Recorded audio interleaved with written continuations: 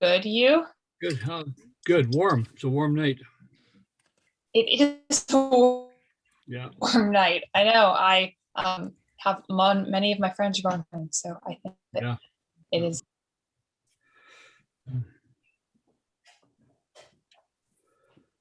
Oof.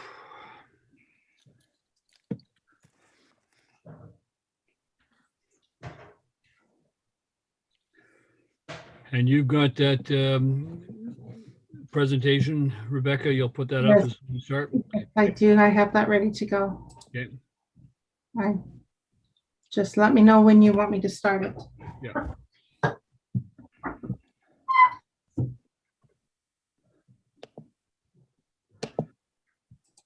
You are now streaming on YouTube. Okay, excellent. Thank you. You're ready to go. Oh, sorry. Excuse me. Hey, good. Yeah. Okay, and I have 7 p.m. and I see that Larry Ludwig has joined us. So Councillor Lumley is busy tonight. I'd like to welcome everybody to the regular meeting of the Gibsons Council for June 1st, 2021. As we meet tonight on the traditional territory of the Squamish Nation. We will this evening take a moment to remember the lives of 15 children discovered in Kamloops Residential School.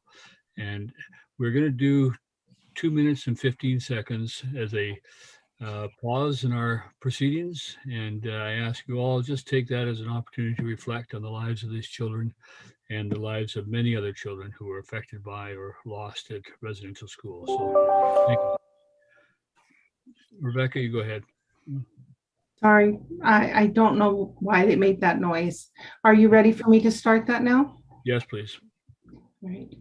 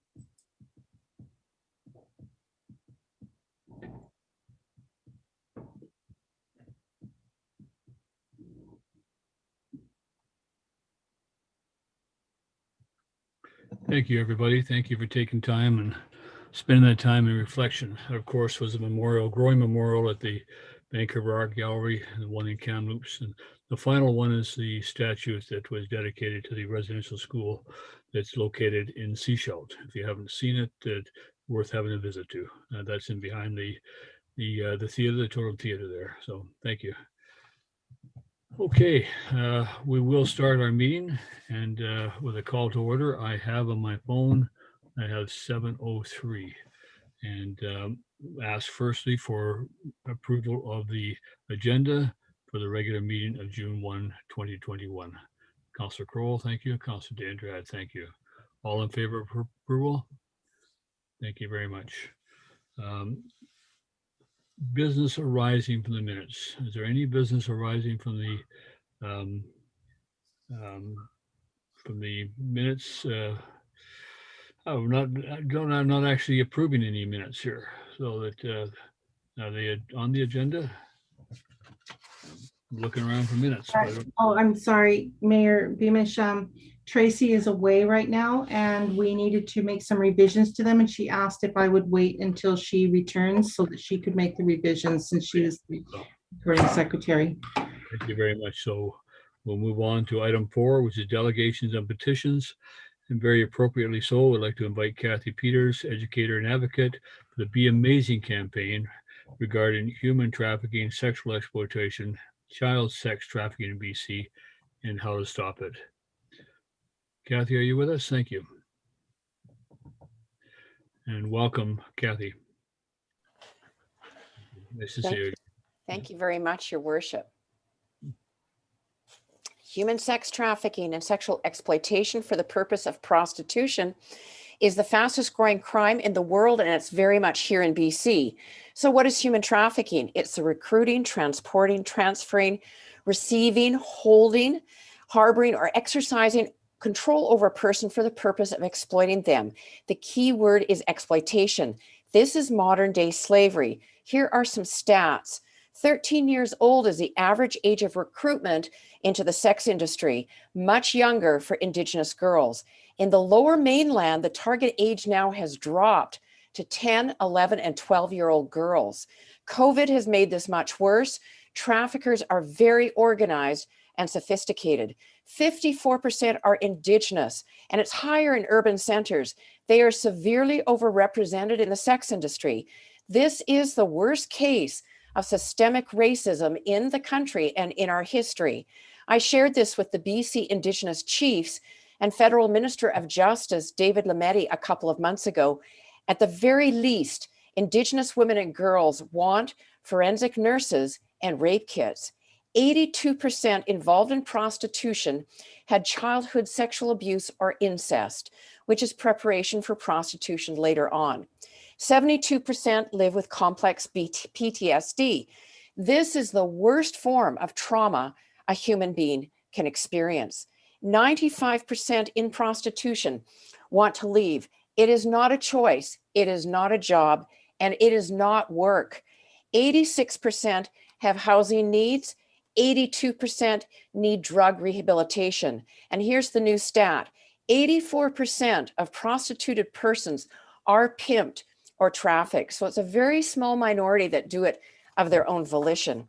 I've been raising awareness about sexual exploitation and specifically child sexual exploitation and trafficking to every city council, MLA, MP, and police agency in BC since the Protection of Communities and Exploited Persons Act became federal law in 2014. So I've been raising awareness about this law so the police would enforce it, so the public would understand it and be able to report it.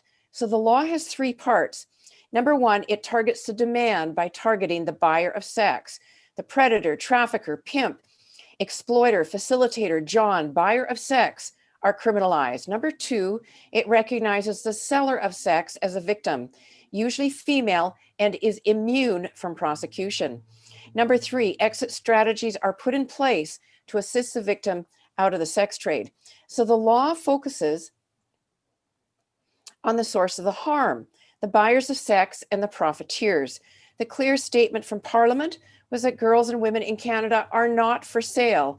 Here's the RCMP poster, that they are full human beings with dignity and human rights. Vancouver and Toronto are global sex tourism hotspots. What people don't know is Canada is known as a child sex tourism destination, and that is in the Trafficking in Persons Report 2020 by the US State Department. Also, an excellent book that's just come out is Sex Industry Slavery, Protecting Canada's Youth. This is written by Dr. Robert Christmas, and he is a Winnipeg police officer. This is his PhD thesis.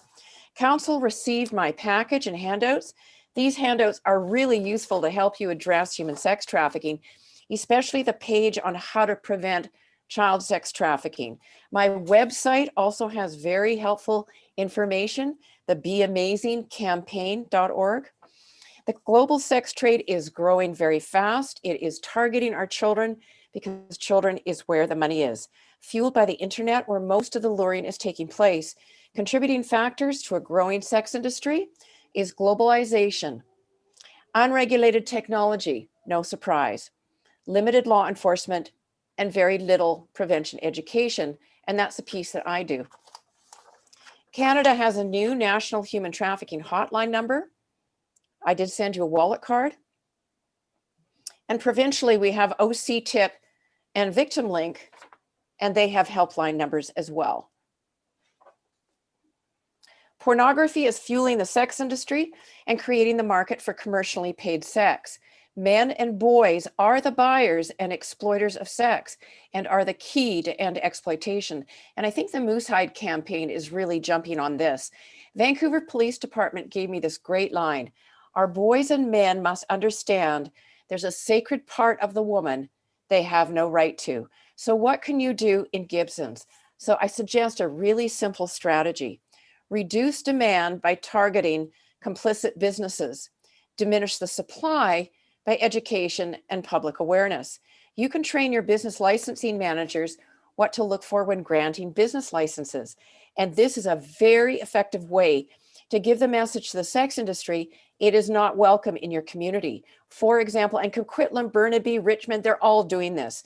For example, the number one is unregistered massage and body rub parlors. Number two is nail spas, holistic health centers, day spas, modeling agencies, tattoo parlors, escort services, cheap bars and hotels, men's clubs, Airbnb, VRBO, casinos, dance clubs, group homes and foster homes, strip clubs, organized crime clubhouses, truck stops, homeless camps and tent cities, work camps, pool halls, and rec centers can all be typical covers for sex trafficking and exploitation.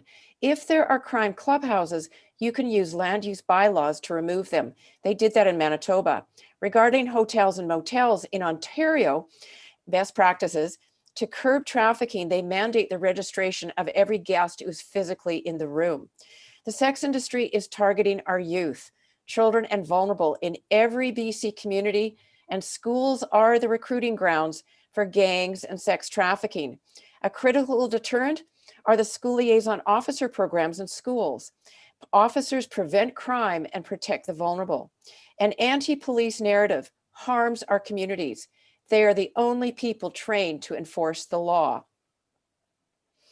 BC is getting further and further behind every province in Canada in both enforcing the law, because we're not, and raising awareness with prevention education.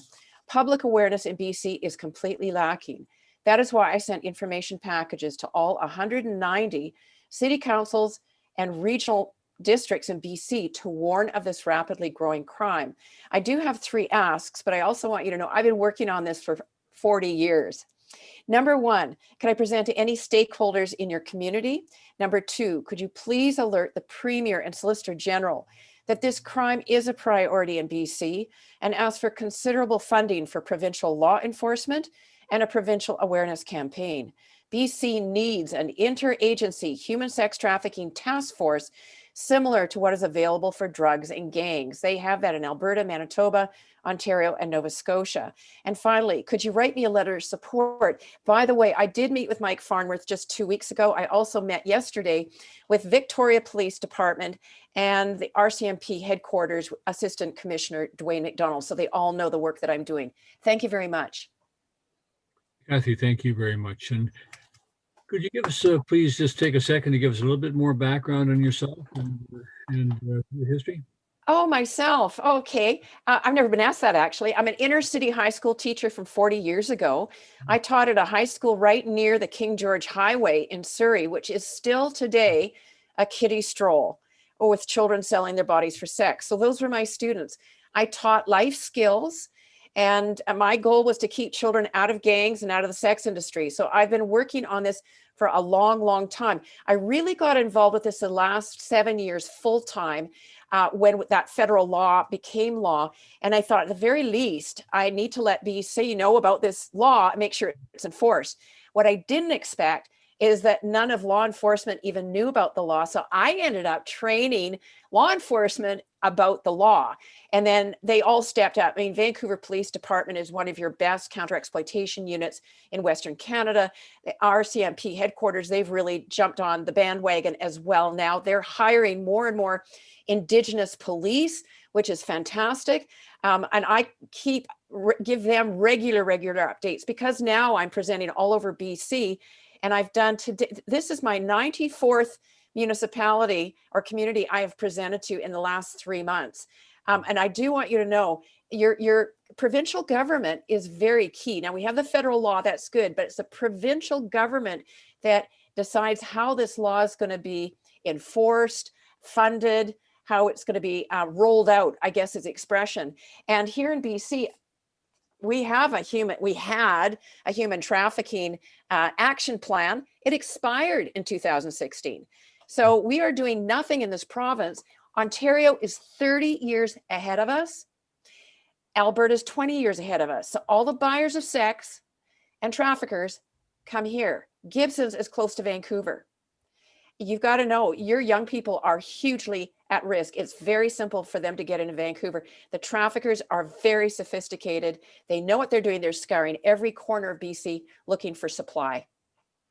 Okay. Councillors, any other questions or comments? Councillor D'Andrade? Yeah, thank you, Kathy. This is amazing. Even though I was aware of the issue, but I got so aware. I actually came across an interview. Sorry, I was trying to find the name of the fellow. He created a federal service in the States. He was a former CAI agent. You probably know him. But one of the things that he mentioned was once they created this intelligence at the federal level, that's when things start changing. So it's still not fully there, but they had advanced a lot. And this was fairly recent. So I think my question is, do we have in Canada like a federal intelligence network with the states? Because I'm sure there's a lot of, they calculated that there's in the states at least 1 million victims of traffic. Yeah. And yeah, they're so much better. They keep data and stats down there, and they do it state by state. So the most common question I get is, what are the numbers up here? We don't have the data. We don't have the stats. So that trafficking in persons report that I referred to is scathing about Canada, quite frankly. And one of the number one complaints is we don't have the data. So the federal public safety minister is Bill Blair. He knows that is a problem.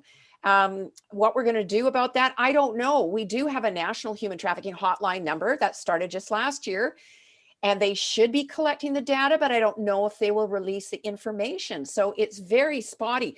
What's common is that politicians will tell me it's not a problem because prove the numbers. Well, I can't prove the numbers, but the problem is huge. I work very closely with the Indigenous women and girls, and I present at their missing and murdered and Indigenous women and girls gatherings. I sit in these conferences. It is horrific. And the traffickers are targeting them very specifically. They won't report to the police because they've been told don't report to the police. So I've had to, sort of talk to them about that. But it's our Indigenous. I mean, we've just had this Kamloops situation, but I'm talking about what's happening right now currently and what we can all do to stop it. Certainly prevention education is a key piece, but we also need law enforcement. The two have to go together. There has to be a deterrent for sex buyers. We have the federal law. It just needs to be enforced. That's why I need the Premier and the Solicitor General and David Eby, the Attorney General, to step up on this. They are not. Mm-hmm. Mayor, can I? I'm going to go to Councillor Ludwig first. Sorry. Yeah, thank you, Kathy. This is so disturbing. I don't even know what to say. But back to Councillor D'Andrade's point, I think it's a really good one. At the federal level, most of the I shouldn't say, I don't know what the stats are, but a lot of municipalities and regional districts are enforced through the RCMP, which is a federal enforcement department. And so, you know, I have to agree with Councillor DeAndrade. This should be lobbying to the federal government that more resources need to go to our RCMP for a number of things, but this one in particular. And I'm shocked that, particularly here in British Columbia, with the Picton case and the Highway of Tears up north, Justin Trudeau has drawn attention to the Highway of Tears issue as being an important issue. I'm stunned that that we have a human trafficking strategy that expired in 2016 and haven't got any resources to it. So I fully support giving you a letter of support personally. I don't know how the rest of council feels, but this is disturbing. Thank you for coming. Gravity, you know, Kathy, I don't know, introduce Gravity Grenard to you. Gravity's our youth counselor. We have a youth counselor on council. Gravity's a high school student, grade 12, and she attends all of our meetings. Term soon to expire, and we have a backup who will step into her shoes next year. But we've been doing this now for 3 years, having youth counselors on council. You probably haven't run across that in your other council trips. We are unusual in that case, and we're very proud of it. So, Gravity, please go ahead. Thank you, Mayor Beamish. Yes, thank you very much for your presentation. We've had presentations in school about it, and I mean, not enough, but it's definitely something that I personally, I haven't heard of any stories with people very close to me, but I have heard of stories like, you know, far kind of like separated from me, but terrible. But it's great that you're doing this presentation. I just had a question about when you were talking about the anti-policing sentiment and how that's not a positive thing when you're talking about reducing sex trafficking. And I know that especially with all what happened last spring and what's currently happening with Black Lives Matter and a lot of racism happening in policing departments, I was wondering how you can, like, what the balance is and like what your perspective on that is, because also the town of Gibsons is, with our population that's growing, we need to get a new police force soon, and it's run through us when our population, I think it's over 5,000 or something.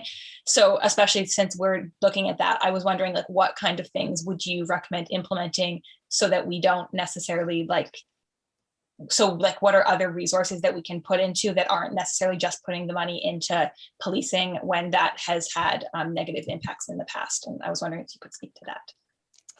Wow, I am extremely impressed with that very thoughtful question. I was asked to present to Vancouver School Board right before they pulled that program.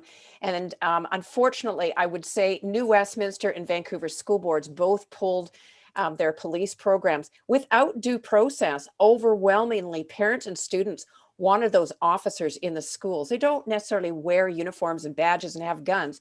Many of them actually are just plainclothes officers. And in Vancouver in particular, they are the most diverse, inclusive police force. I mean, they had women officers, they had Black officers, Indigenous officers. That was who was in the school, and they were assigned to mentor at-risk youth. The programs they have are irreplaceable. So what it's done, and New West, they didn't follow any due process whatsoever. I asked to present, and they declined, even though in BC, I know what the situation is with our gang problem. So what it's done, it's put all children at risk. In New West, in Vancouver, parents need to be absolutely outraged because it's a green light for organized crime. I mean, I work really closely with law enforcement. The public has no idea the gravity, the seriousness of the gang problem, the gang wars we have in the Lower Mainland right now. And when I say gangs, they are not dangerous. They are ultra dangerous. And I can give you names of the gangs, although it wouldn't be politically correct for me to do so. But when you get into gang life, you don't get out. You are dead. And some of them are so vicious. They kidnap, they kill, and they mutilate. They cut body parts up. I mean, we've talked about Robert Picton. That is what's happening with the gangs now. You don't mess with them. So schools are recruiting grounds. Every school is a recruiting ground for gangs and sex trafficking in BC. The public do not know that. That is why I'm presenting wherever I can. I will be presenting at Richmond School Board, for example, Burnaby School Board.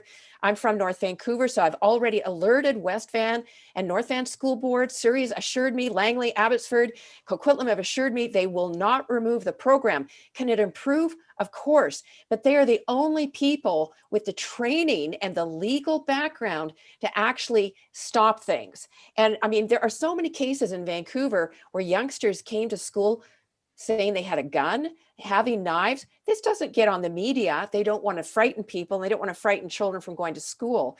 So the officers that were in the schools in Vancouver, and it was 15 officers, they're the best trained officers in the whole Vancouver Police Department. That was a coveted position. It was $2 million program that Vancouver School Board didn't even have to pay for. So I talked to RCMP yesterday about the school liaison officer programs. He said it is crazy to remove them. They are so specialized in working with youth. They recognize the signs of gang recruitment. They recognize vulnerable youth, and they recognize sex trafficking indicators. So there isn't an alternative to not having police. In terms of Black Lives Matter, the anti-police narrative, so much of that has been imported from other areas, from the States, from Toronto. Is that a problem here?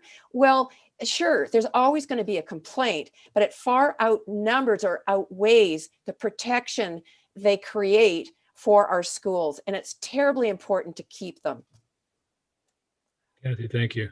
And Councilor Deandrade, did you have one more question? Well, yeah, I was going just to, I think what I understood from sex trafficking, because the majority is happening through the internet now, that the need for intelligence and the role also of local governments. But obviously they would be on the last when, you know, when the whole scheme is, when you already figure out the schemes. But my understanding is all things are all the trafficking is done basically through the internet, because that's how they Well, yeah. Well, I mean, obviously they have to transport, but I'm saying anyways, it's to me is a little bit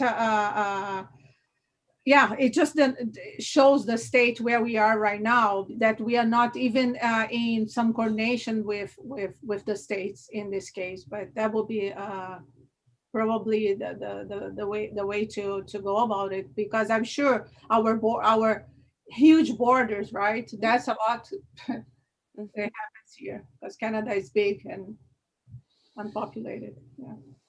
Kathy, in terms of a letter of support, what are you looking for support for? Your program that you're doing, you're speaking, or is there? My goal really is to get to the Premier and the Solicitor General. And I just want to say the provincial government is the key. The federal government's got the law in place. The provincial government then decides how it's rolled out, as I mentioned. So the Attorney General, the Solicitor General, the Premier are very, very important in this.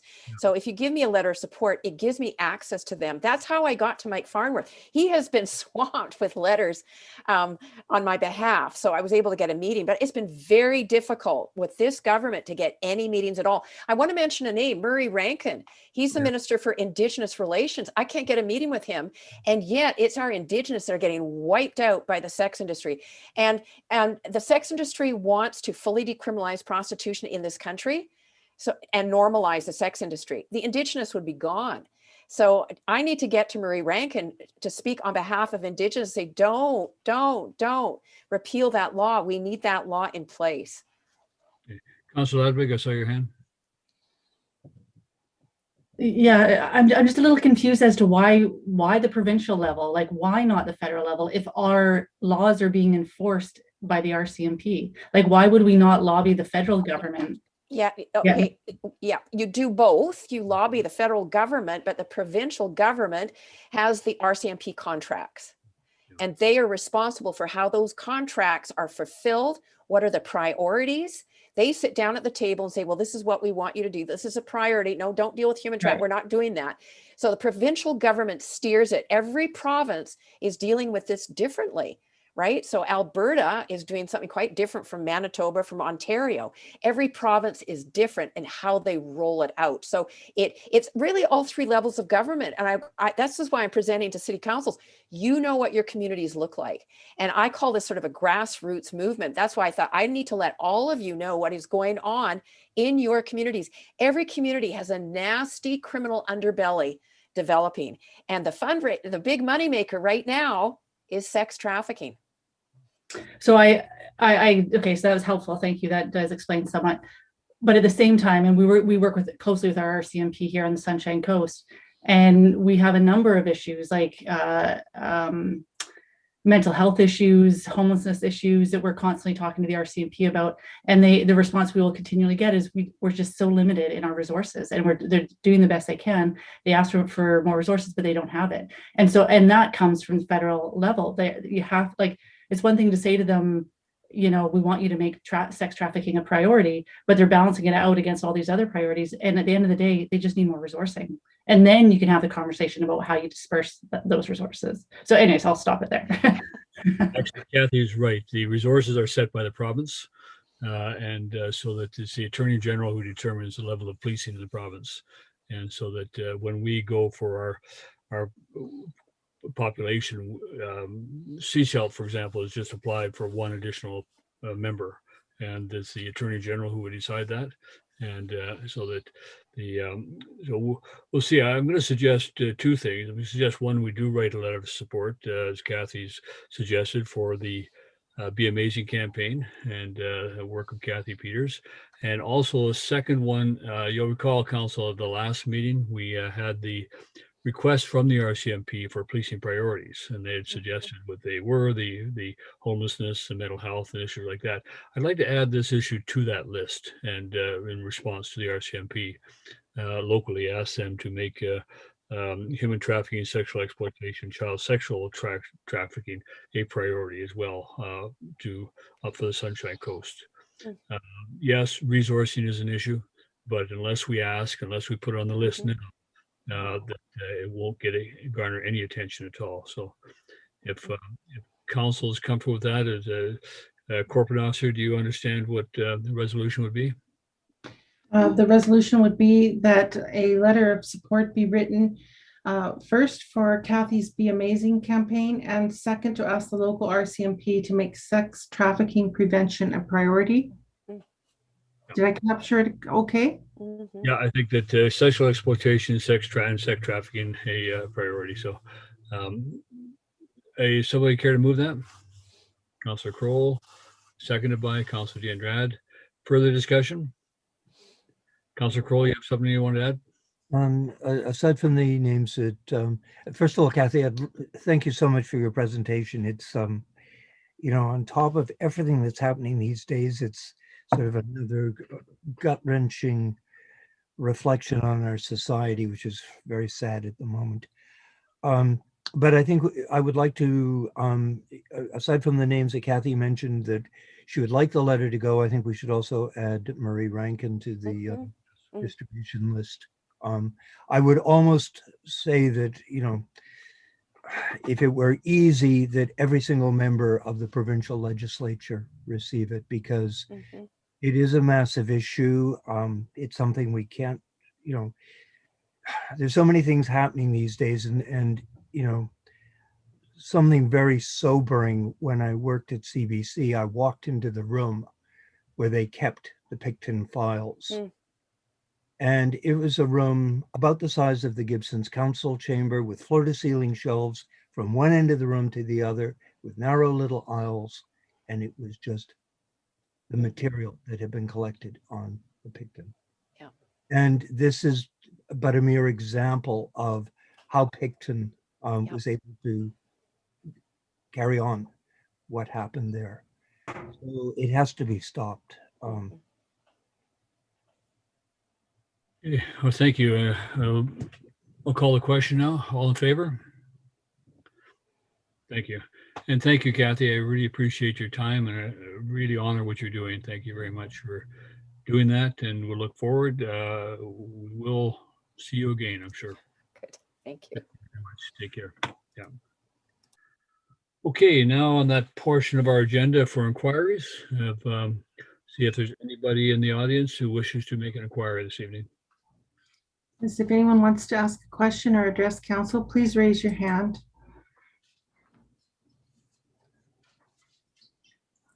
I do not see any hands raised, Mayor Beamish. Thank you. We'll carry on. A motion to receive all committee reports and correspondence and bylaws this evening, please. Councillor Kroll, Councillor Diandrade, all in favor? Thank you very much. It's approved. Now go on then to the committee of the whole meeting for May 18, 2021, and we have the minutes, 6.1.1. So a motion to receive the minutes. Councillor Kroll, Councillor Ladwig, all in favor of receiving the minutes? Thank you. Next item is administration reports. Kirsten Rockins, Planner 1 for the development variance permit for width of a garage at 526 Ave Roads. Who's going to present that? I will present that. Thank you. Mayor. I'll just, I just shared my screen here. There we go. Okay, so this is a variance application at 526 Abbs Road. As previously presented on May 18th, this variance application relates to the width of a detached garage at 526 Abbs Road. The property is located down on the downslope side of Abbs Road as shown in this image here.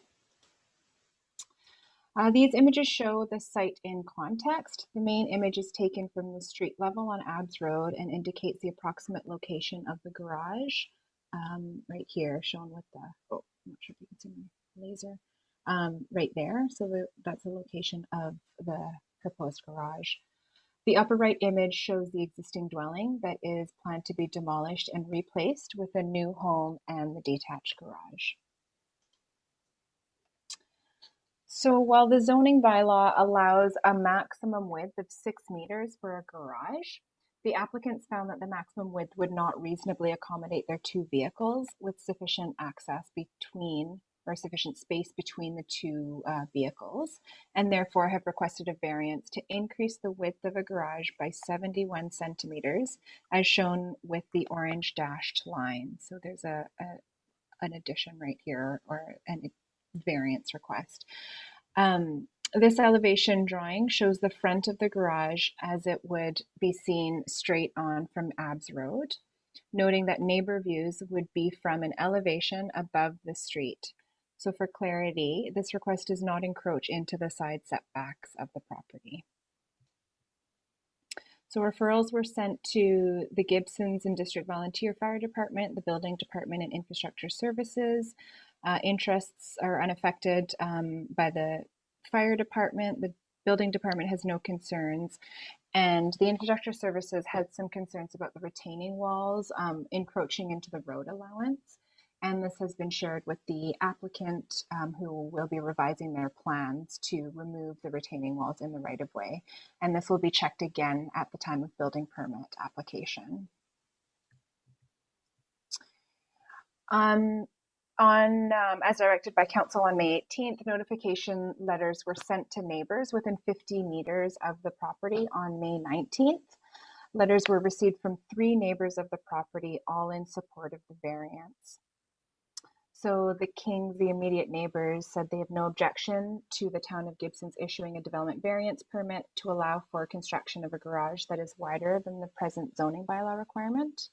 The Becks, which are the uphill neighbors, said I would support the request for a variance of an additional 0.71 meters, widening the garage to provide safer and easier access.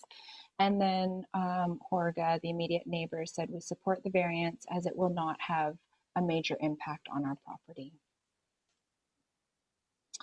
So the staff recommendations are on page 1 of the report. It's that the report be received, that the mayor provides an opportunity for those affected by this variance application at 526 Abbs Road to be heard, and that council authorize the variance, which would vary part 4.19C of the zoning bylaw, to increase the maximum garage width from 6 meters to 6.71 meters.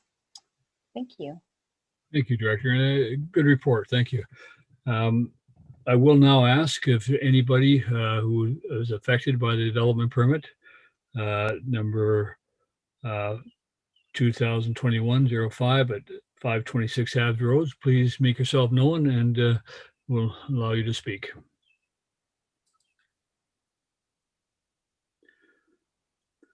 No one's raising their hand, Mayor Beamish.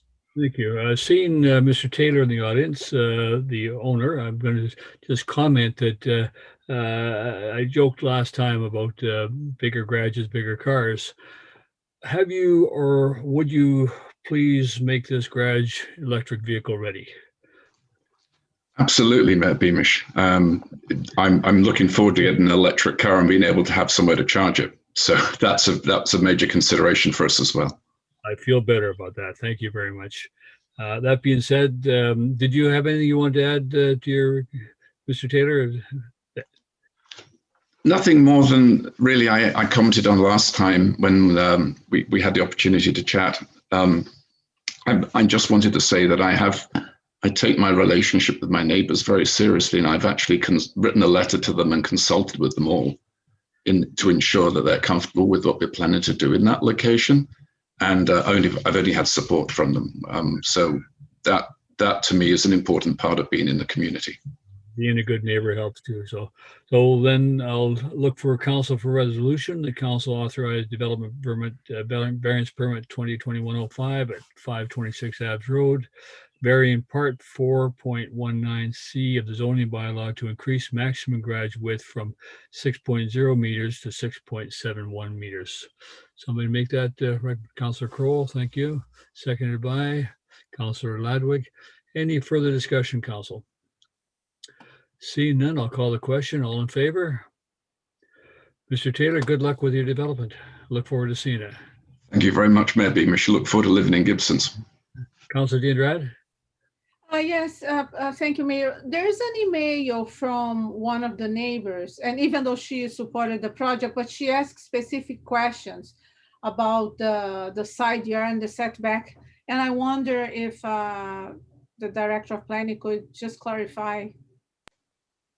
Sure. There were some questions about how the view protection area applies to this specific property, and it is quite confusing. And this neighbor did read the bylaw and try and interpret it, so I appreciate what she has been going through.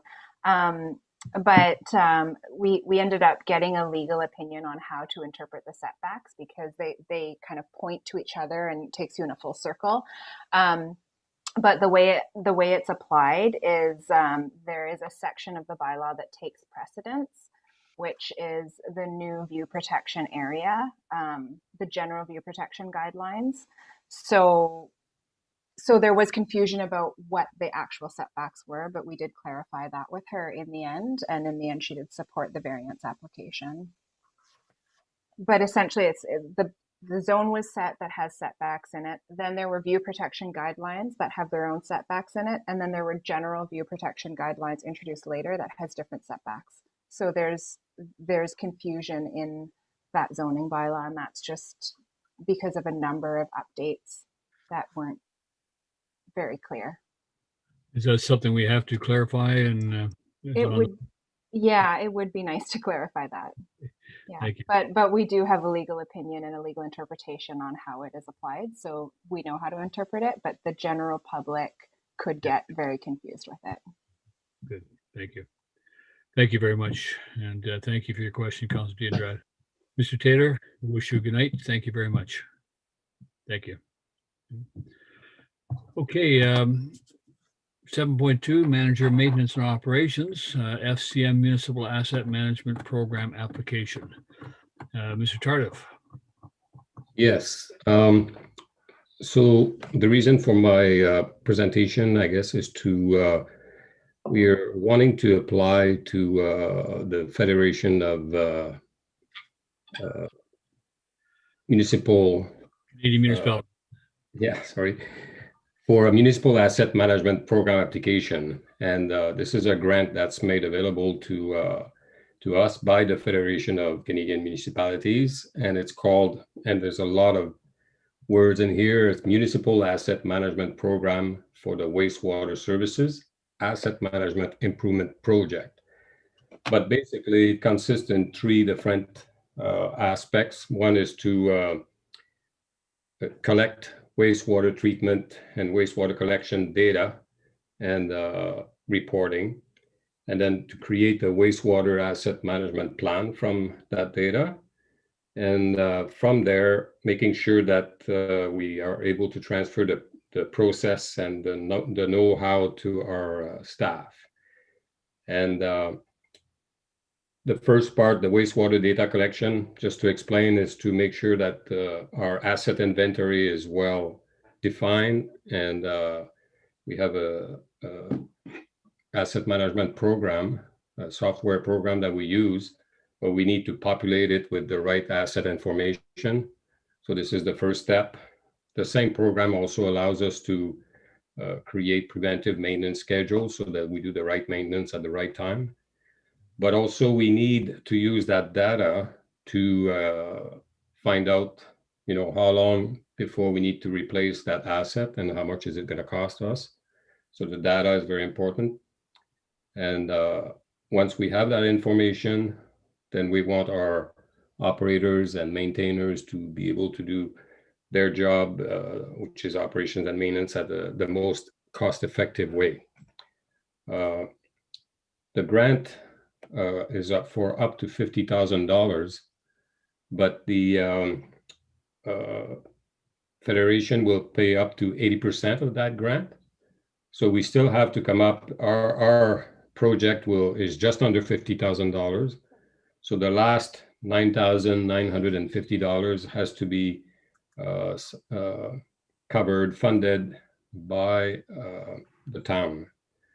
And we do have in our budget, capital budget, we do have an item for wastewater treatment data collection improvement of up to $30,000. So this would more than cover that cost. However, we also have are applying for a grant from the UBCM of up to $10,000, which we will most likely get, we think, but we won't know about this until September. So town has to commit to that amount of money at this time. So this is what we're asking. We're asking for council to direct staff to go and apply for this grant, and followed by the other grant to the UBCM. Yeah. In a nutshell.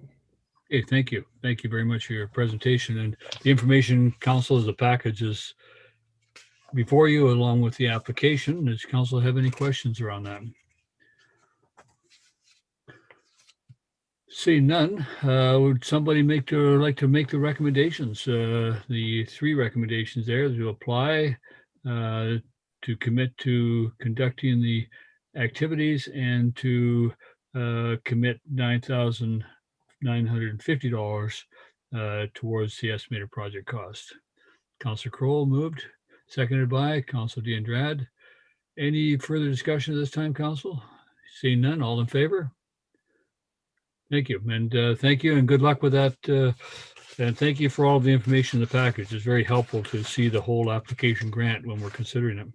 Okay, thank you very much. Thank you very much. You got your commitment. Thank you. Yeah. Okay, we're going to go now on to council reports. First report is, looks like I'm up. So this was, councilors, as you recall, last week, I sent you an email asking for your agreement to increase our commitment, scholarship commitment to the schools this year. We annually give $1,000 in recognition of the challenging year that students have had, as well as businesses and everybody else in this community. We thought it would be a good idea to increase for 2021 school year the scholarships, and what council what I presented and what council agreed to by email was that we increase that $1,000 to Elphinstone Secondary and $1,000 to the Gibsons alternative school portion. And we need to make that by resolution now, because an email doesn't hold water with our treasurer. Which I appreciate. So my presentation to the schools is in there. And they will be coming out live on YouTube at some point, so that it did make the scholarship announcement, and just refer to that one time. It says, now, if there's one thing we have learned in the past year, it's that we're all the same. We're all subject catching the virus, and the only way to prevent the spread is by working together in a family and friends bubble, and more broadly in a community bubble. It should be no different going forward. Work together, support each other, and by all means, continue to stay safe. Today, in recognition of the very challenging year that we've all had experienced, I'm pleased to announce that Gibson Council is awarding an additional $2,000 in scholarship funds to students at the Elphinstone Secondary School and Sunshine Coast Alternate School. These funds will be awarded to students selected by the schools who have demonstrated a positive attitude and commitment to learning despite the many challenges they've faced in the past year. But when I informed the Patrick Bakken, the superintendent of schools, of this, the appreciation was great, but also the appreciation that we did not tie it to that it had to be the best student or the fastest runner or the tallest student or the prettiest student. It was to the student who has demonstrated a commitment, has showed up and done a good job despite the challenges, and that's important. So I really appreciate council's agreement to that, and I'm sure they've already had expression of appreciation from the alternate school and Elphinstone School. So we have a resolution in the package, council, that the additional 2,000 scholarship be allocated to the 2021 budget over and above the annual student bursary, to include an additional $1,000 payable to the Elphinstone Secondary School and $1,000 payable to the Gibsons alternate school, to be awarded to students selected by each school who have demonstrated a positive attitude and commitment to learning during this past year. Somebody care to make that? Councillor Crowell, thank you. Councillor Deirdre, thank you. Any comment? Councillor Grenard. Yes, I just want to say thank you. As a graduating student and having applied for many scholarships and having many friends who applied for scholarships, and I definitely, everyone is, I don't think people know yet because it's in the recorded video that hasn't been released, but I definitely know people will be very appreciative, and especially just because it's been hard to work and there's lots of stuff going on that's made it extra challenging this year to, so anyways, I just want to say thank you on behalf of everyone who I'm very sure are very appreciative. Thank you very much. And we recognize that. That's what council intention was. But I got to remind you, if you qualify this, you have to have a positive attitude and commitment to learning. So good luck on that. Okay. Council, I'll call the question. All in favor? Thank you. Thank you very much. AVICC conference report, verbal from Councillor D'Andrade and myself. Councillor D'Andrade, do you want to go first?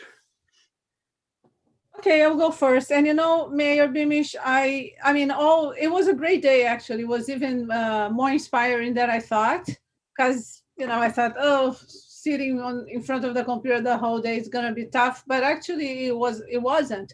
But the thing that inspired me the most was the youth involvement. So I would like just to bring some highlights. There has been a youth climate forum in Vancouver Island, I believe it was in Victoria, and the goal was to bring in youth voices and leadership to help develop the Vancouver Islands and Coastal Community Climate Leadership Plan. But it was this youth, Emma Jane, and she's a student from UVic, and oh my God, she was incredible speaker. So I think the highlights is they spoke like really, really strongly about that they want systemic change. And to me, this is very important because we don't we don't fix things just by continuing the status quo. We have to have the courage to change the system. We have a systemic problem, right? Whether it's plastic and consumption, overconsumption, law for oil. We need to change systemically. And so they nail that. They discuss a lot about equity and justice, that local representatives are responsible to address equity and justice. And they don't want just the recognition of climate change or anything. They want practice. They want action. They want safe, active transportation.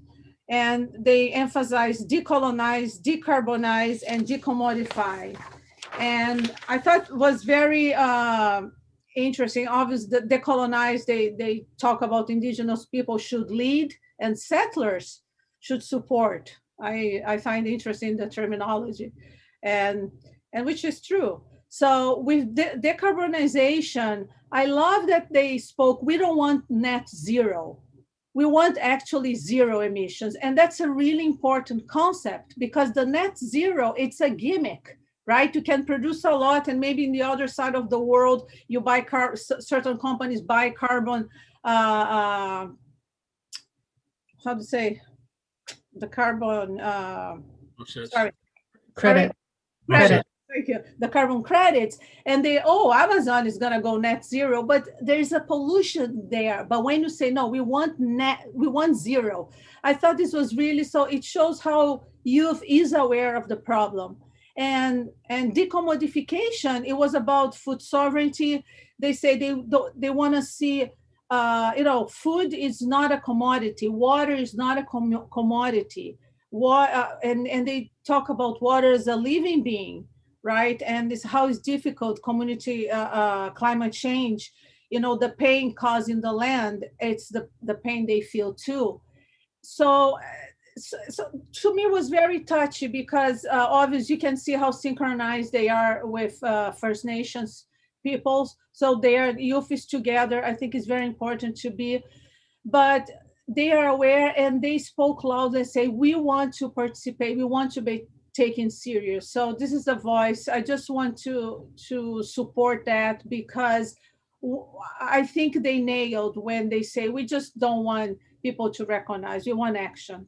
So that's why I was on the committee of the whole. I really want to have some action moving forward for the town of Gibson. Small steps, but I think that's where we have to move forward, because business as usual is not going to take us where we need to. And they are going to pay the price. And they are speaking that they say, we are really nervous about what's happening, because our future can be very challenging. They know that. So anyways, I just want to deeply respect, and really, as a politician, really work to address the root cause. That's another thing that they talk about, it root cause, which is obvious. But anyways, I think they're really aware where they have to go. So very inspiring.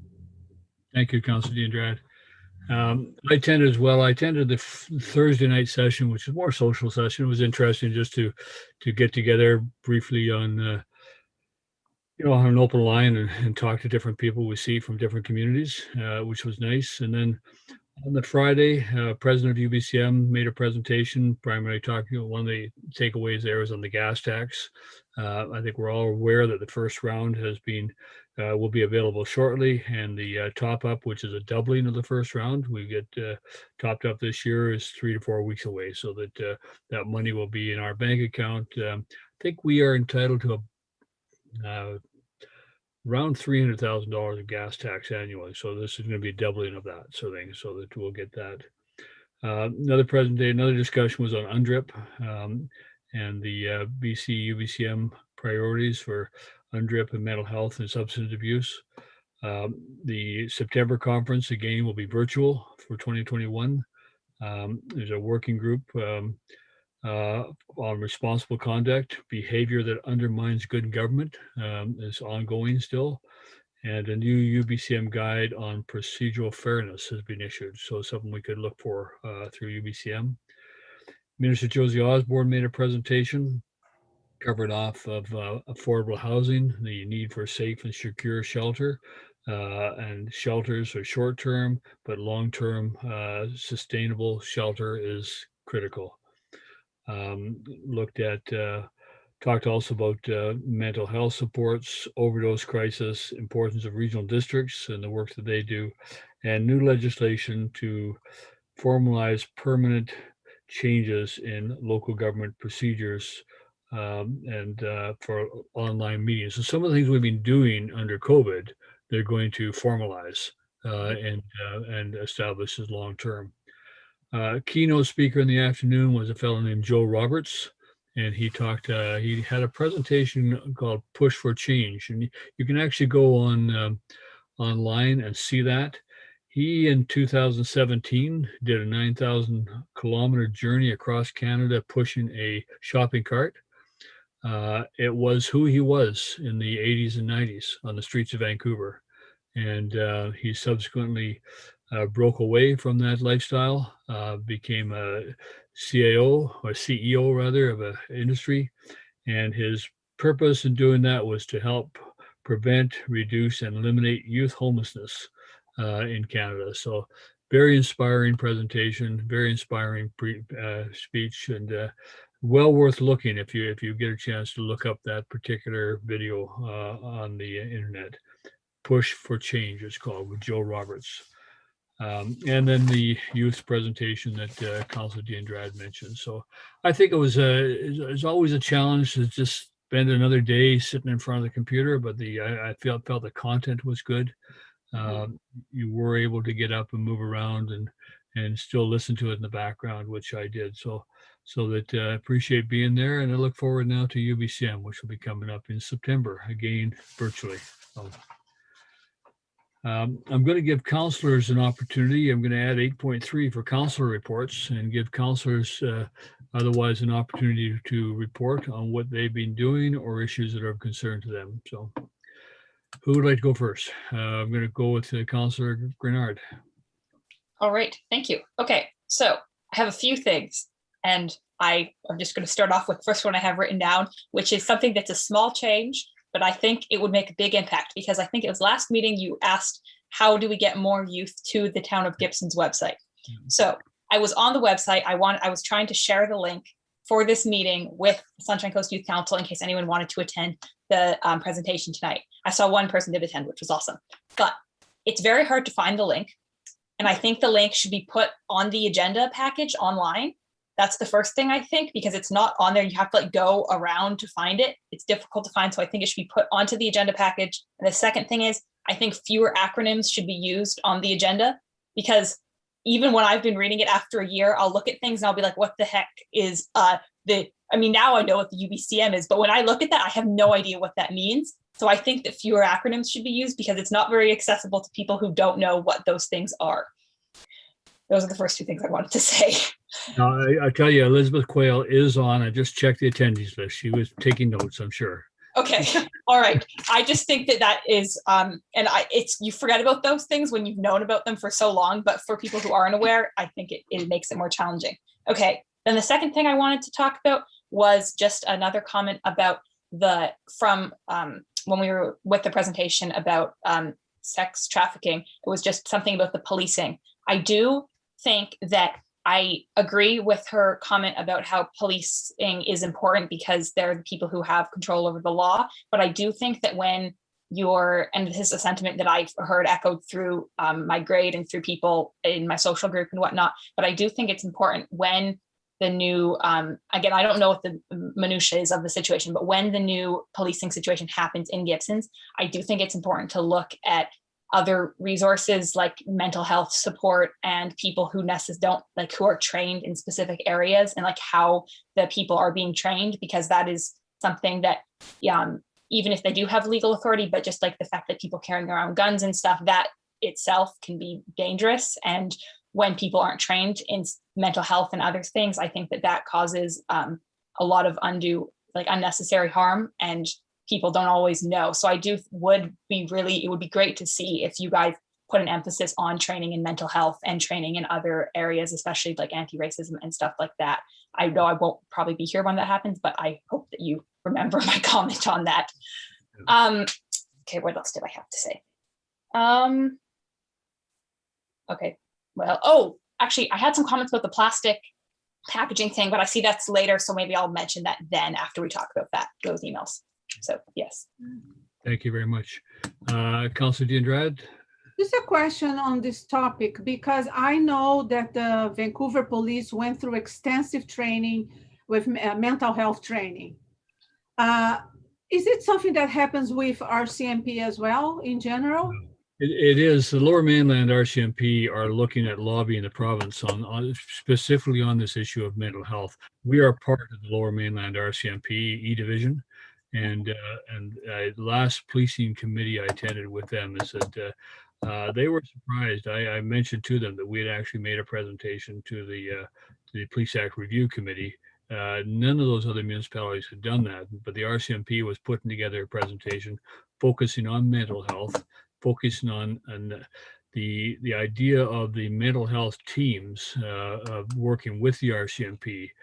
So it's not just a policeman with a gun, as Gravity says, arriving at your door. It's actually a trained professional arriving, perhaps with a police assistance, to render the first line of assistance or thing. Recognizing these are often critical situations. You don't know really what you're getting into on a active mental health case, but having somebody there who has that training is the key to perhaps diffusing the situation before it becomes worse. So that's what they are working on. But they have not had, like Vancouver had. They have not have yet. They're in the process. They're in the process of doing that, asking for that. The larger detachments, the bigger detachments with bigger resources have that available to them, but not the smaller. We are still a provincially policed community. We will be municipal policed, I suspect, next year, and we will be able to set those priorities for policing in the community when it comes up. So, yeah, Mark, you've exposed yourself. Yes, thank you, Mayor Beamish. Just to comment that there is the Sunshine Coast Victim Services Association that does a lot of this work on behalf of the RCMP. And of course, when the contract is signed with Gibsons, we'll have a closer relationship with them. Yeah, true. Yeah, thank you. Thank you. Councillor Kroll. Thank you, Mayor Beamish.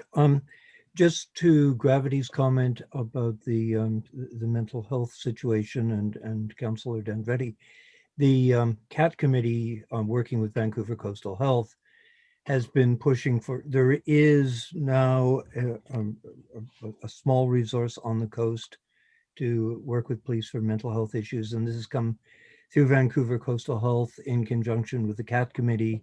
And then there was a meeting, help me here, Mayor Beamish, I believe it was a week ago tonight, the online meeting with respect to mental health and drug rehabilitation in the community. And there's sort of a working group been set up to lobby for support. So it hasn't gone unnoticed. It's a huge issue with the CAT committee.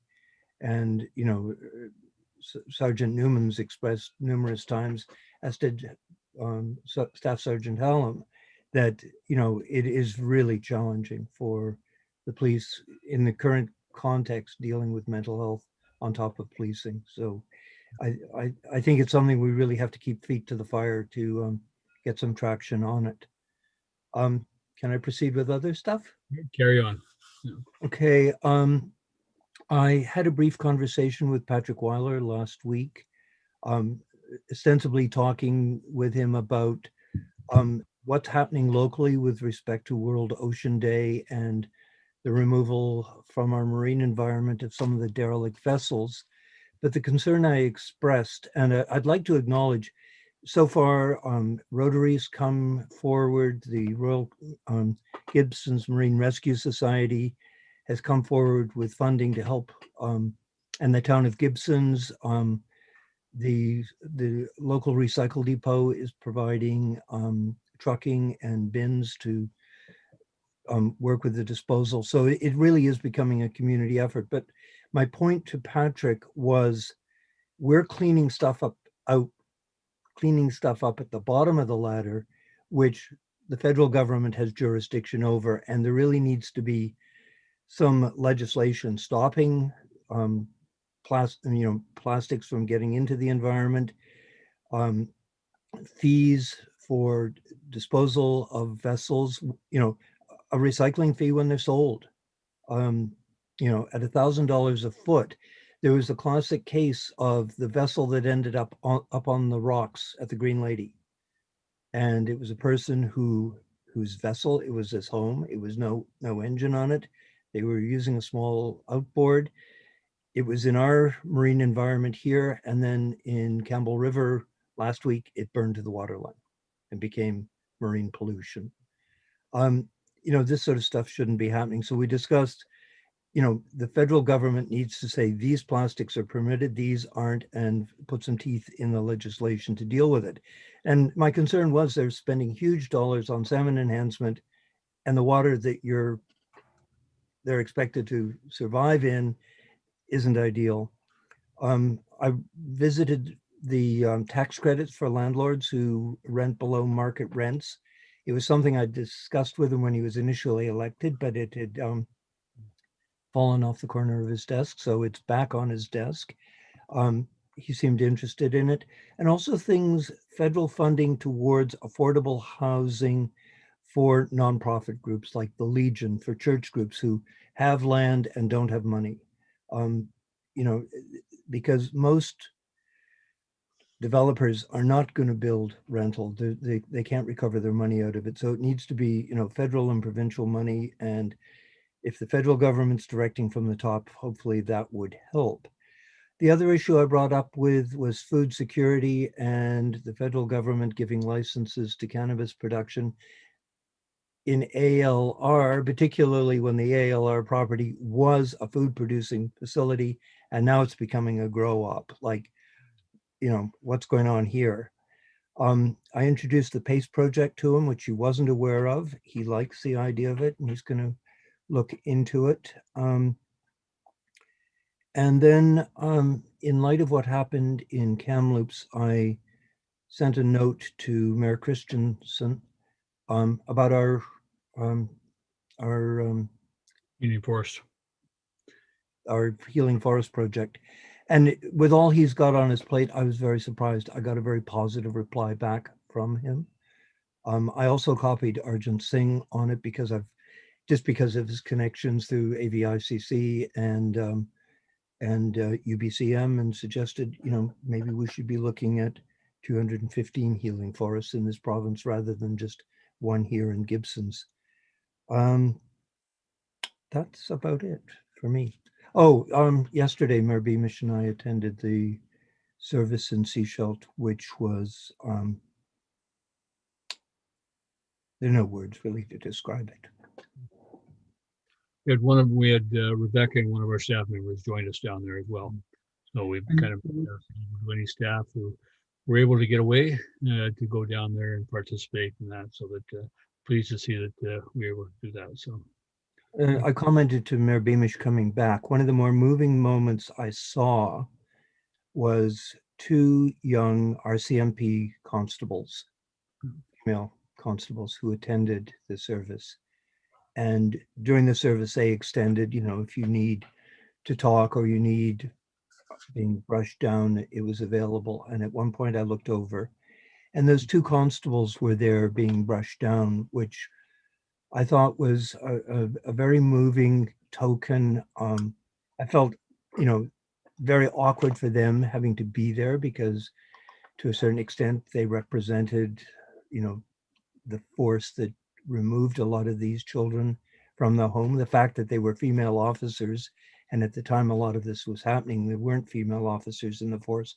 So I felt, I really felt for them being there, but I'm glad they were. And it's a step towards the healing, but there's so much more that needs to be done. Thank you. thank you. Okay, we will move forward again now to correspondence. We have several items of correspondence this evening.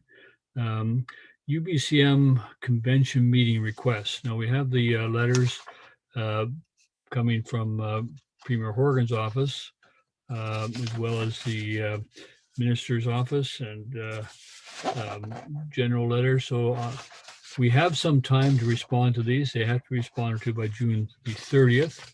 I'm not going to suggest we try to, on the fly tonight, make commitments, but I think that I would ask that these letters be deferred, brought back on the agenda next week. Council, if you would think about them and see what issues you would like to meet with the minister and with the ministers, with the premier, sorry, and the ministers about through UBCM. One thing would be to meet with Minister Eby regarding policing and policing plans for Gibsons. We have opportunity to meet with Josie Osborne on different things, and the premier, and an opportunity to mention the issue of child trafficking, so that and we should be one now. It's been ball's been given to us, and what we do next is what's important.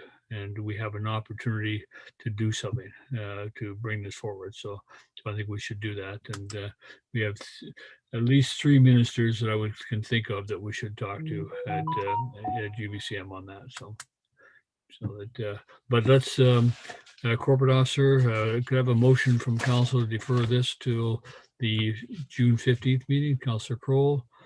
Seconded by Councillor Ladwig. So please, it'll be back on that agenda. Think about what we want to say. Thank you.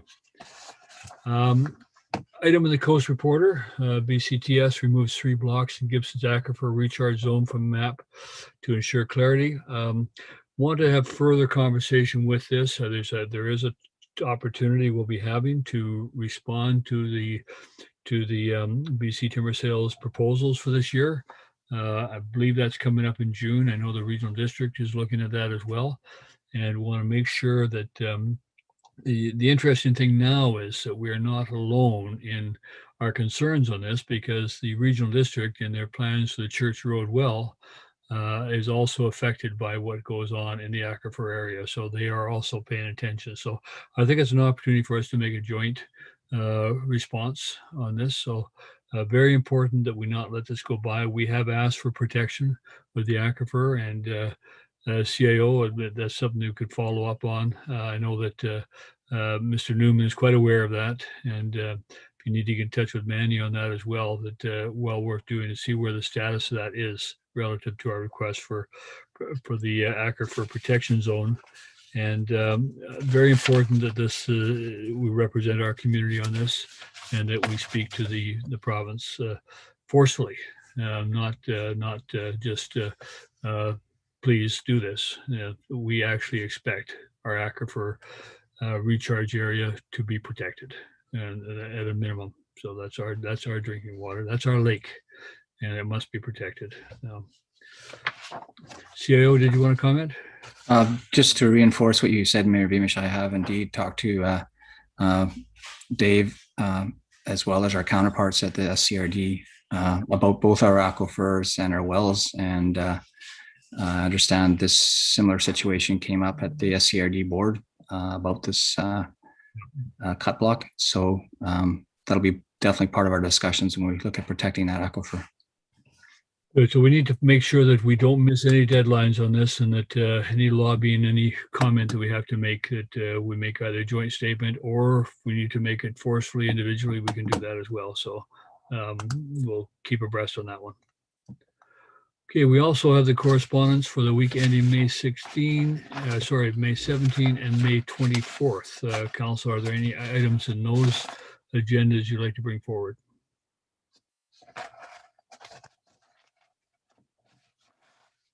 Councilor D'Andrade? I just want to overall make a comment about the input from the community regarding the wildlife attraction bylaw, regarding the tree bylaw, and regarding the single plastic use bylaw. So that was really interesting to see all the feedback, and I just want to let the public know that council is paying attention. Yeah. Good. Yeah. Okay, we'll move on. And the next item we have on the agenda is bylaws. And We have a verbal report on the Town of Gibson single-use plastic bylaw. And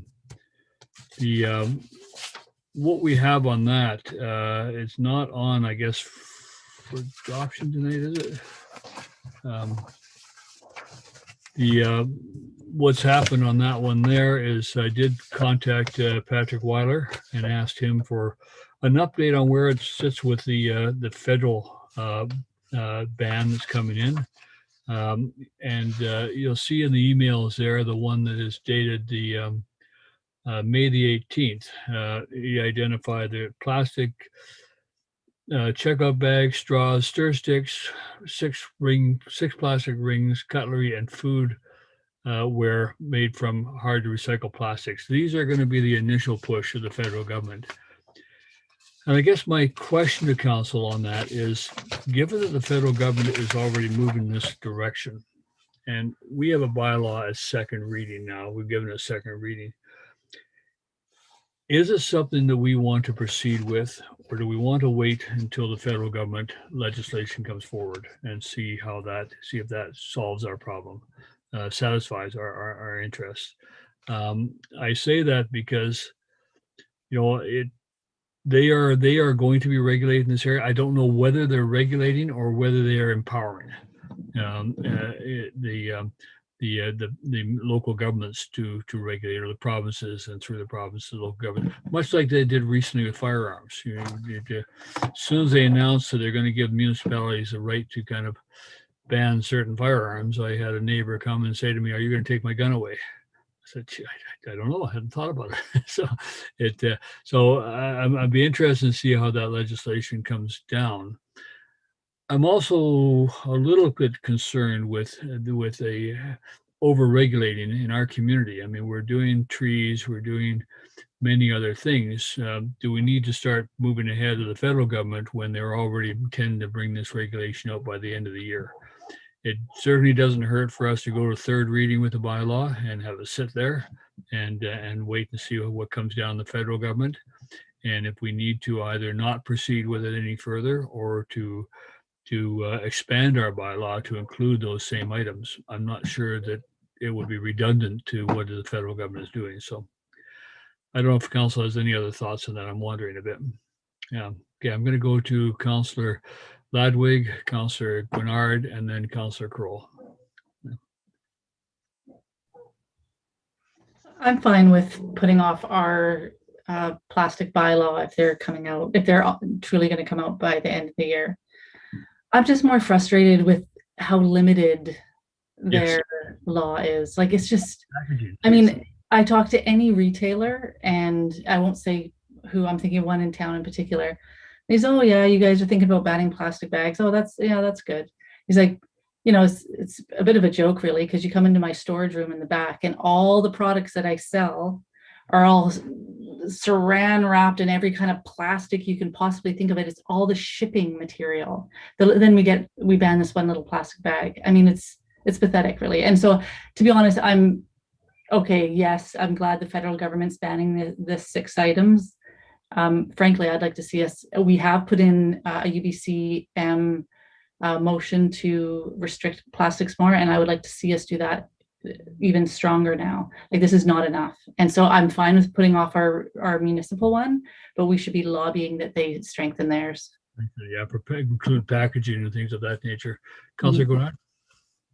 Yes, I agree. I think that it's very minimal, and I think that my personal opinion, well, I'm not exactly sure, but in terms of like putting off our bylaw, that I agree, it is a bit redundant. If they're going to put in the other one, it's like, is it really worth all the work to go through that? But I think that the other thing is that we could instead look at it and say, okay, these items are going to be covered, but there are all these items, like even just, which is a small thing again, but even just like saran wrap, like how they're wrapping their meats at the deli, like that's something that's not covered. And that's a small thing that we could alter instead of saying something that's going to be covered. So it might be interesting to look at like this, because I don't really know if we could say, oh, you guys aren't allowed to ship in these things anymore, because that's going to cause a whole kerfuffle, or is it? I don't know. Anyways, I was just going to say it might be interesting instead to look at, okay, these things are going to be covered. Maybe instead we should switch it to some other things that aren't going to be covered. That's what I was going to say. Thank you. Yeah. And, I have a concern, as I say, with packaging. And I expect Councillor Corr will have something to say about that. Thank you, Mayor Beamish. The packaging and, I think, at this point, let's see what the feds come up with. But it is disheartening when, there's so many inconsistencies. The conversation you and I had yesterday about big box stores very happily will say, hey, we'll take the styrofoam packaging if you don't want it. But the big box stores can't take their styrofoam recycling to the recycle depot. So they take it to the landfill. You just want to rip your hair out and scream. I was in a local purveyor of food and I wanted some prawn skewers. And I said to the clerk, could I get some of these prawn skewers? And he said, oh, there's some over there in the meat counter in styrofoam trays wrapped in cellophane. And I said, no, I'm sorry. I want them out of the counter and just wrap them in a piece of brown paper. I don't want to take the plastic home, right? But consumers have to make the decision. I'm not going to take it. I'm not going to buy your meat if it's wrapped in 20 pounds of plastic. And the big question I have is, when is it weighed? On the styrofoam tray wrapped in saran wrap? Or is it weighed as bare meat? Well, it's not. It's weighed, they supposedly deduct the weight. But, customers have to say, I don't want it. I was very encouraged when, another purveyor of food opened and I thought, great, it's going to be brown paper, right? No, it's bulletproof plastic, shrink wrapped. You can't win. So that if the federal government isn't going to put the teeth in it, once we see what we've got, then as Gravity said, then maybe we add some extra things that we don't want in our community. But it has to be consistent with the rest of the coast. And we have to get the province on board because they control the recycling. Well, maybe think about that as one of the issues we want to present to the Premier and other ministers at UBCM when we have that opportunity next week. We'll bring it up next council meeting. Councillor Ladd. One last thing is curbside recycling. Like the regional district is moving towards it. And then you go to the recycle depot and you see what they can't deal with because it's all contaminated and commingled. Yeah. So, are we going? No, we're not going in the right direction with curbside recycling as I see it. But that's only my 2 cents worth at this point. And I'll shut up. Councillor D'Andrade, then Councillor Ladwig. It's just a question for Gravity. If I look at my own consumption, I'm not buffered because sometimes it's impossible, but I cut a lot. And even buying products now, I go to places, right, getting soaps that come in not in containers and things like that. But I wonder, is there any attempt at the school level to do overall campaign like that, like a challenge to ask each family, so like the kids are watching the parents or something like that? Because at the end of the day, it's about education, right? So in theory, we can reduce. I haven't calculated how much I reduced, but I already reduced a lot compared to maybe other people. So, and I'm pushing the envelope every time, but it's about opportunity, education first, and willingness to do, motivation, all that. So I wonder if there's any kind of challenge that is possible to do at the school level. Can I respond, or does Councillor Ladwig want to go? Yes, go ahead. Okay. I agree. I do think it's of course, everything at the end of the day is about education, but I do think the thing with sustainability is that you need to be in a very privileged position, in order to say you have to be economically stable to be, because if you look at if you go to a place that is zero waste, it is so much more expensive to buy shampoo in a mason jar, which is really weird because you think that if you're not paying for packaging, it should be cheaper. But just the whole notion of being able to be more sustainable, that comes from such a place where you have the resources to be able to do that, especially with how things are right now. And because normally the shampoo that's on sale is in a plastic bottle. So I do think that I agree. And I do know there is a bit of push. We got compost bins at Elphinstone that we have a recycling program. But I do think that it does need to be a municipally, ideally a federally mandated thing, but just because at the end, you can't ask people who are trying to feed themselves, oh, can you not buy stuff with plastic on it when that's the cheapest thing? That's kind of how I see it, but I do think it's important to educate people, and I will try and bring that up at our next youth student council meeting or something like that. Mayor Beamish, on that note, do you think it's possible that the youth council can also write a letter to our premier? Do you Absolutely. think we could be the liaison? Yeah, absolutely. They can write directly to the premier. Yeah. Okay, let's do it. Yeah. Councilor Ladwig, did you have something further to add, or? No, I think we've covered it. This is a topic I'm very passionate about. I do this for my day job. I do this for so any way that we can be lobbying, I really do believe it has to start at the federal level, and that we need to be restricting the types of plastics that we allow products to be shipped into the country in, because it is way too complicated. I feel like I need a science degree just to figure out my recycling storage closet. Luckily, my husband explains it to me every week because I get it wrong every week. It shouldn't be this hard, and it all starts at the federal level. The problem with us trying to limit what we bring here into Gibsons, or trying to limit plastic packaging in Gibsons, is it means that the store owners are going to have to figure out what every product they want to carry comes in. And it's all way too complicated. It has to start at the federal level, and they have to limit the number of plastics that products are allowed to be sold in Canada, period. And this is not enough. So that's my message, and I hope we take it to UBCM. Well, thank you. And remember, vinyl records are not recyclable. Okay. Thank you. Okay, nothing further on this right now. Then we will consider this matter further. And as I say, one of those issues we should put on the list to talk to the premier about, and the ministers at UBCM.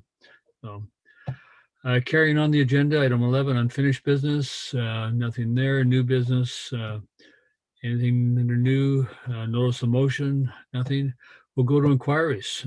We have another opportunity for community to ask questions, if anybody stayed with us. Yeah. If anyone wants to ask a question, please raise your hand. There we have someone. We have Suzanne Singer moving over. Thank you.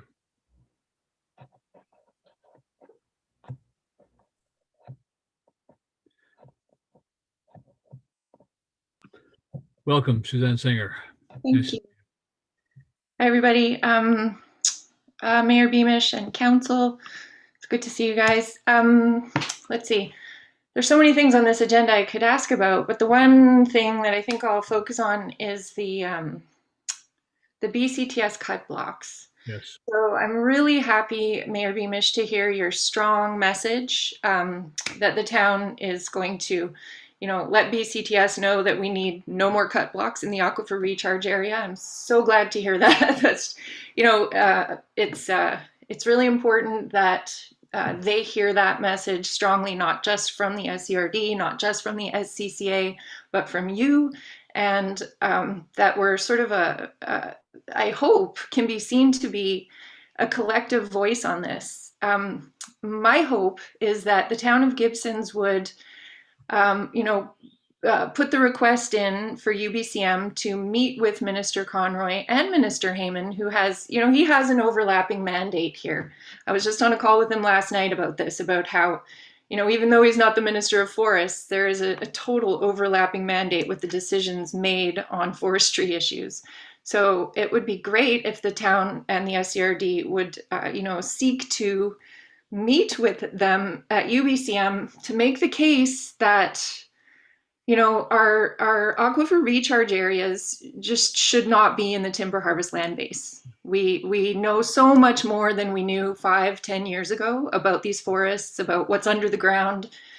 The Church Road well is, it's going to make up half of our water deficit over time. We didn't know that, but just a few years ago, and this is really huge. So,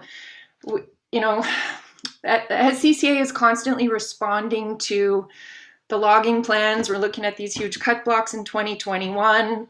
1313 is still on the table. It shouldn't be. And it's not just Mount Elphinstone, it's the McNair Rainey landscape unit too. So I think moving forward, if we don't want to always have these conflicts, you know, that the people who are working on these files, if we could work together to really put forward that argument that these lands are, it's just inappropriate for those lands to be used for forestry anymore, now that we know that the value of our natural assets, how much it's worth to us standing. So I'm putting the suggestion out there that that the town of Gibsons can, you know, lead the charge on just getting those lands out of the THLB, because it just makes sense for now.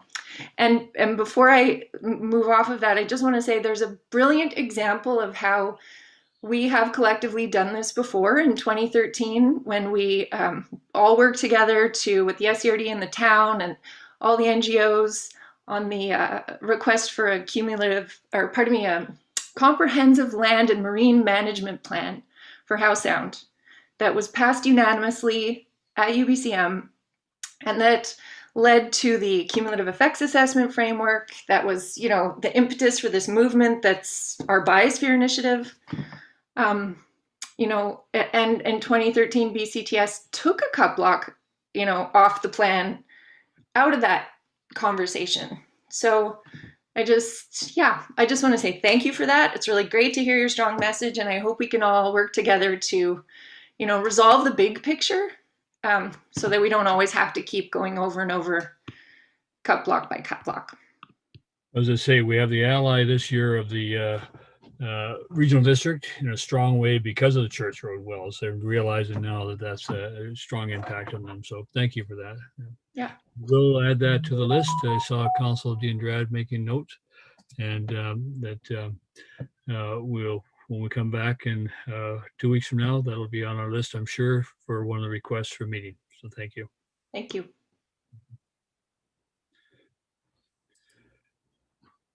Other inquiries? Is there anyone else who wishes to speak? Please raise your hand. And no further hands are raised, Mayor Beamish. Oh, wait, there is one more. Hold on. Thank you. Oh, it's one of you. Hey, there we are. Look at that. Councilor Gurnard. Okay, I don't know. I just had another idea of something we could, which Judith Bonkoff reminded me of this when she was talking about the cut blocks. I know something we could perhaps bring up at the UBCM meeting was the old growth logging. I know there's a big protest going on with Fairy Creek in Victoria, or outside of Victoria. That might be another thing. I know people have been trying to get in contact with him and he's not responding. And that's, again, just forests. That's something I think everyone's very passionate about with all the bylaws I've seen passed. And I do think that's another option, just discussing old growth logging. Support for that, support for the protection of old growth. Yeah, thank you. Okay, thank you.